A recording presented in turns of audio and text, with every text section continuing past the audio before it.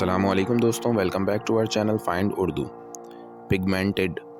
Pigmented का मतलब है रंगदार या रंग भरने वाला।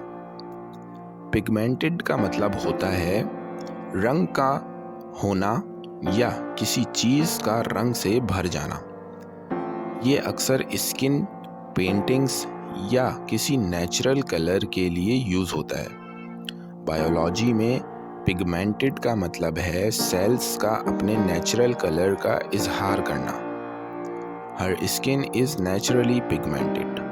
उसकी स्किन फितरतन रंगदार है।